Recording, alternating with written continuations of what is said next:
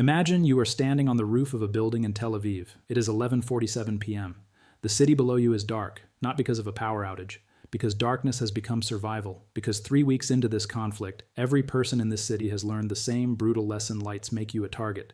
And then you hear it, not one siren, two sirens, simultaneously, from two different directions.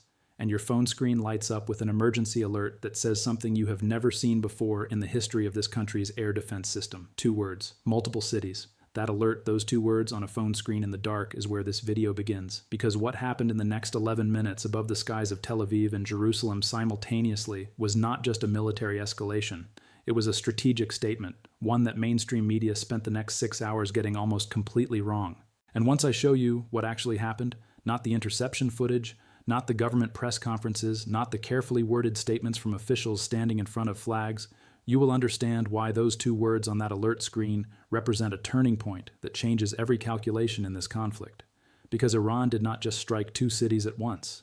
Iran demonstrated something specific, something that the people in the secure briefing rooms of Washington and Jerusalem are still processing, something that has no clean answer inside the current strategic framework. And neither city, neither Tel Aviv nor Jerusalem will look at the sky the same way again. Let's build this from the ground up, because context is not a footnote here. Context is the entire story. To understand why simultaneous strikes on Tel Aviv and Jerusalem represent a qualitative escalation, not just a quantitative one, you need to understand how Israel's layered air defense system is actually designed to function. The system is not a single shield, it is a network. A carefully integrated, geographically distributed network of batteries, radars, command nodes, and interceptor stockpiles that are designed to work together as a unified defensive architecture. Iron Dome handles short-range threats. David's Sling handles medium range. Arrow handles long-range ballistic missiles at high altitude. Each layer is positioned to cover specific geographic zones. Each battery has a defined engagement envelope, the airspace it can reach and defend. And here is the critical design assumption that Iran's military planners identified and chose to exploit on this night. The system was designed to defend against threats arriving from one primary direction at a time. It was designed to handle mass salvos against a single urban area or a single region. Every major wargame scenario, every defense doctrine update, every procurement decision for the past 2 decades was built around the assumption that the primary challenge would be volume lots of missiles aimed at the same general target zone. Simultaneous strikes on Tel Aviv and Jerusalem, 2 major population centers separated by roughly 60 kilometers, are not just double the volume problem, they are a fundamentally different problem. Because the batteries defending Tel Aviv cannot simultaneously defend Jerusalem, the radar coverage overlaps, but the interceptor batteries do not. The command and control network has to divide its attention, its processing capacity, its engagement decisions across 2 simultaneous crisis zones instead of 1. And in the 11 minutes that this engagement lasted, that division of attention had consequences that the interception rate statistics will never fully capture. Iran did not use its cheapest inventory for this strike. That detail matters enormously and received almost no coverage in the immediate aftermath. The missiles fired at Tel Aviv in this engagement were Fatah-2 hypersonic glide vehicles. Let me explain why that designation changes the defensive equation completely. A standard ballistic missile, the kind Israel's Arrow system was designed and optimized to intercept, follows a predictable trajectory. It launches on a ballistic arc, reaches peak altitude, and descends toward its target. Difficult to stop, but a solvable problem. The physics are known, the intercept geometry is calculable. Israel's systems have years of operational experience handling exactly this threat profile. A hypersonic glide vehicle is a categorically different problem. It does not follow a ballistic arc. After initial boost phase, it enters a glide phase traveling at speeds exceeding Mach 5, often Mach 8 or higher, but at significantly lower altitudes than a ballistic missile. This means it spends less time in the engagement envelope of high-altitude systems like Arrow. It is traveling too fast for many shorter-range systems to effectively engage, and its flight path is not a fixed arc. It can maneuver laterally during the glide phase, making the intercept solution a moving target in the most literal sense. Arrow was not optimized for this threat profile. David's Sling was not designed for this speed regime. Iron Dome does not have the engagement altitude or the closing velocity to handle a Mach 8 glide vehicle. In practical terms, a Fatah-2 strike against Israeli urban centers represents a near-seam attack threading between the designed engagement envelopes of multiple defensive layers and exploiting the gaps between them. Simultaneously, the missiles fired toward Jerusalem were a different type entirely. K-bar, Shekin ballistic missiles with terminal phase maneuvering capability, the same system that caused significant interceptor expenditure in the March 20th to 21st barrage. Maneuvering warheads, forcing Israeli defensive systems to fire more interceptors per incoming threat to compensate for trajectory uncertainty. 2 different cities, two different threat types, simultaneously. This was not an accident of logistics. This was a deliberate choice designed to force Israel's integrated air defense network to handle two qualitatively different technical problems at the exact same moment. What happened in the 11 minutes between the first radar detection and the final impact assessments is, in many ways, the most important story of this entire conflict, and it was almost entirely absent from the coverage that followed. The first incoming signatures were detected by Israeli early warning radar at approximately 11:34 p.m. The automated threat classification systems flagged multiple tracks simultaneously, some heading toward the Tel Aviv metropolitan corridor, others on trajectories consistent with targeting Jerusalem. The command and control network had to make decisions in real time that, under normal circumstances, would involve layered human review, threat prioritization protocols, and coordinated engagement planning across multiple battery commanders. Under simultaneous dual-city attack conditions, those processes collapsed into something much more compressed and much more improvised. Battery commanders in the Tel Aviv defensive zone began engaging the incoming Fata-2 tracks, but here is what the interception footage does not show you. The engagement parameters for a hypersonic glide vehicle at Mach 8 are operating at the absolute edge of Aero's design performance envelope. The intercept window, the brief period during which the incoming vehicle is within range and can be successfully engaged, is measured in seconds, not minutes. Simultaneously, battery commanders in the Jerusalem corridor were engaging the K-bar Shikan tracks, maneuvering warheads, multiple interceptors per incoming threat. For 11 minutes, Israel's air defense network was fighting two separate battles against two different threat types over two different cities simultaneously. The official interception rate announced afterward was 76% across both engagement zones combined. 76% sounds like a defensible number until you understand what it means in a city. 24% of the missiles fired in this engagement were not intercepted. Let me translate that percentage into geography. In Tel Aviv, 3 Fata-2 vehicles reached their targets. One impacted in the Ramat Aviv district, a densely populated residential neighborhood in the northwestern part of the city. The explosion destroyed 2 residential buildings and damaged 7 others. The casualty figures in that single impact zone: 23 dead, 61 wounded. A second vehicle struck near the Ayalon Highway corridor, the major north-south artery running through the heart of metropolitan Tel Aviv. The Ayalon is not just a road, it is the logistical spine of the Tel Aviv metropolitan area. Emergency services, military movement, civilian evacuation, all of it flows through the Ayalon corridor. The strike did not destroy the highway, but it destroyed a critical interchange and triggered fires in adjacent infrastructure that closed the corridor for emergency repair operations for over 4 hours. The third vehicle struck the port of Tel Aviv, the commercial port that handles a significant portion of Israel's imported goods, including fuel, food, and industrial components. The strike ignited fires in a fuel storage facility that burned through the night. In Jerusalem, 2 K-bar Shekan warheads reached their targets. One impacted in a residential area in the eastern part of the city. The other struck within the vicinity of the Malha Technology Park, one of the primary nodes of Israel's technology and defense industry employment base in the Jerusalem area. 5 missiles that got through across 2 cities simultaneously. 23 dead in a single apartment building in Tel Aviv. Infrastructure strikes with cascading consequences, and a demonstration, visible to every strategic analyst watching this conflict, that Israel's air defense network, even performing at a high level, cannot guarantee protection of multiple major urban centers against simultaneous hypersonic and maneuvering ballistic attacks. That demonstration is the real weapon Iran fired on this night. The missiles were the delivery system. The demonstration was the warhead. We have covered the cost equation in previous analyses. But the numbers from this specific engagement deserve their own examination because they represent a new threshold. Against the Fata-2 hypersonic vehicles approaching Tel Aviv, Israeli forces reportedly fired Arrow 3 interceptors, the most capable and most expensive tool in the defensive arsenal, at approximately $3 million per unit in engagements where the performance margins were described by defense analysts as extremely tight.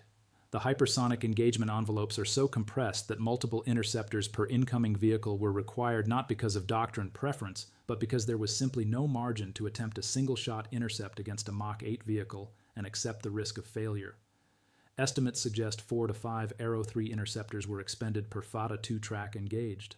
Against the K-bar Shekan tracks approaching Jerusalem, David Sling and Arrow 2 batteries fired at the familiar multi-interceptor per threat ratios established in previous engagements.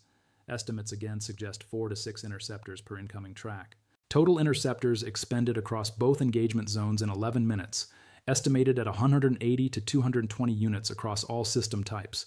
Total cost of interceptors expended in 11 minutes. Conservative estimates place the figure between $400 and $600 million. Iran's cost to execute this strike, the missiles, the fuel, the launch operations, the targeting coordination across two simultaneous salvo groups, estimated at $30 to $45 million.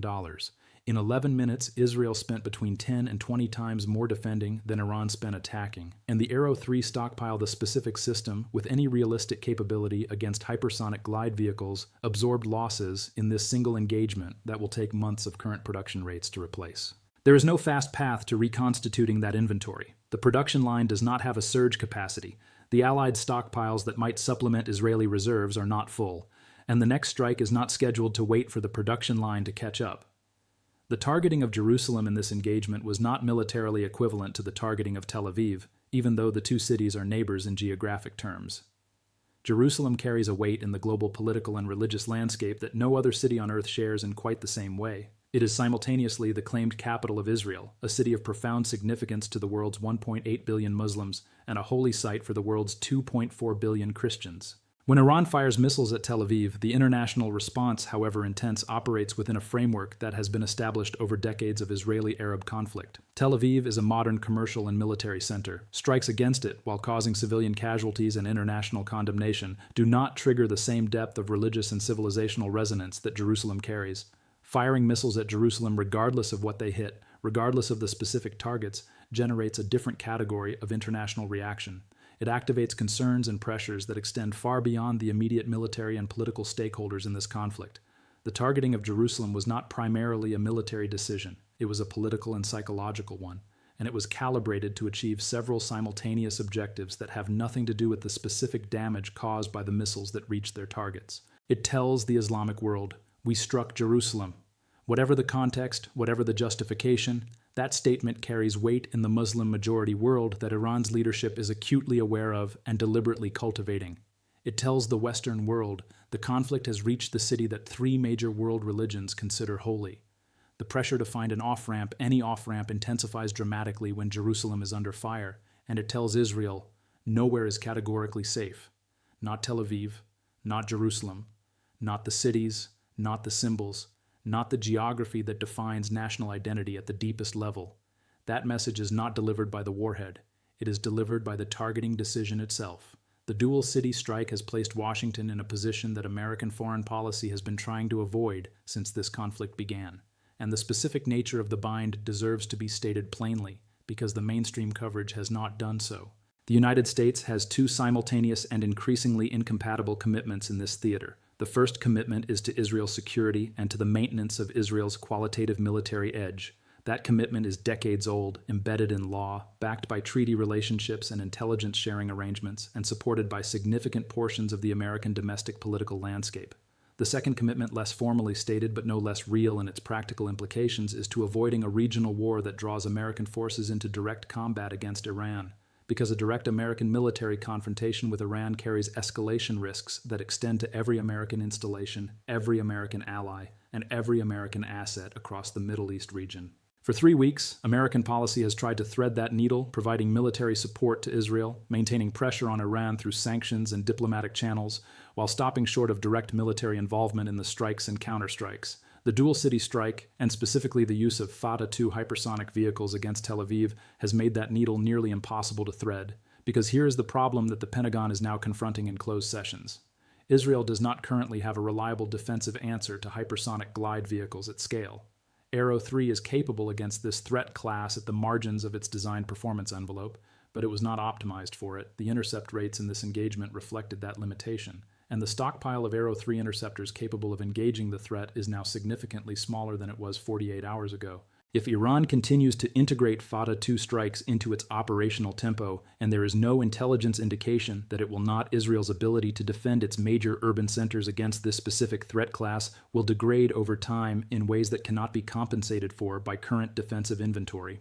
The only American system with robust, demonstrated capability against hypersonic glide vehicles at scale is the THAAD Terminal High Altitude Area Defense. The United States has THAAD batteries. They are deployed to protect American assets in the region and to fulfill alliance commitments elsewhere. Deploying American THAAD batteries to defend Israeli cities is not the same as shipping interceptors. It is not logistics support. It is the physical presence of American military hardware operated by American military personnel in active combat defense of Israeli territory. That is a line that once crossed cannot be uncrossed, a line that changes the nature of what this conflict is and who is in it. And Iran knows where that line is, and Iran's planners factored the existence of that line into the decision to use Fatah-2 vehicles in this strike. Because forcing America toward that line, forcing Washington to choose between accepting the degradation of Israel's hypersonic defense capability or crossing into direct involvement is itself a strategic objective. It is not a side effect of the strike. It is one of the intended outcomes. There is a conversation happening right now in the secure rooms of Washington and Jerusalem and Tehran that looks nothing like the public statements being issued from any of those capitals. In Washington, the question is, at what point does the cost of staying out of direct involvement exceed the cost of getting in? And is there a version of increased involvement that does not trigger the regional escalation we have spent 3 weeks trying to prevent? In Jerusalem, the question is more immediate and more brutal. We have demonstrated that we cannot guarantee protection of Tel Aviv and Jerusalem simultaneously against the current Iranian threat mix. What is our answer to the next dual city strike, and the one after that? In Tehran, the question, to the extent that Iran's leadership is asking questions rather than feeling confident, is, how far can we push this before we trigger a response that exceeds what we have planned for? The answers to all three questions are connected, and none of them are answered by press conferences, interception footage, or government statements. What happened above the skies of Tel Aviv and Jerusalem in those 11 minutes was not just a military engagement, it was a test. A deliberate, carefully designed test of the boundaries and the breaking points of the entire strategic architecture that has governed this conflict since it began. Iran tested whether Israel's air defense network could handle simultaneous dual-city pressure. The answer, written in 76% interception rates and 23 dead in a single apartment building, is not reliably. Iran tested whether hypersonic vehicles could thread the seams in Israel's layered defense. The answer, written in 3 Fatah-2 impacts in Tel Aviv, is yes. Iran tested whether striking Jerusalem would change the political temperature in ways that create pressure for a negotiated outcome. The answer to that question is still being written, in the corridors of the United Nations, in the phone calls between foreign ministers, in the public statements that are changing tone in ways that are subtle but not invisible to anyone paying attention. Iran hit Tel Aviv and Jerusalem at once. Neither city was destroyed, neither city fell. The Israeli government is still functioning, the military is still operational, the country has not collapsed. The mainstream coverage will tell you that is the story, that Israel held, that the defenses performed, that the nation is resilient. And all of that is true, in the most limited and most misleading sense of the word true. Here is what is also true. In 11 minutes, Iran demonstrated that it can strike 2 of Israel's most significant cities simultaneously, with 2 different advanced threat types. It demonstrated that Israel's air defense network cannot achieve reliable interception rates against hypersonic glide vehicles under simultaneous dual-theater pressure. It demonstrated that the cost-exchange ratio of this conflict remains catastrophically unfavorable to the defending side. It expended an estimated $400 to $600 million worth of Israel's most critical defensive inventory, and it forced Washington one step closer to a decision it has been trying to avoid since the first missile was fired. Neither city was destroyed. But the strategic picture that existed before those 11 minutes is gone. And the strategic picture that replaced it is one in which Iran has now demonstrated, not claimed, not threatened, but demonstrated a capability to apply simultaneous hypersonic and ballistic pressure against multiple Israeli urban centers faster than the defensive network can reliably respond. The clock that started ticking on March 20th is still running. The interceptor stockpiles are lower than they were yesterday. The production lines are running at the same rate they were running last month. And the question that no one in front of a flag is answering honestly: what happens when the next dual city strike comes and the Arrow 3 inventory is at half of what it was tonight? That question does not have a comfortable answer, and the people who know that most clearly are the ones telling you that neither city fell. They are not wrong. They are just not telling you everything.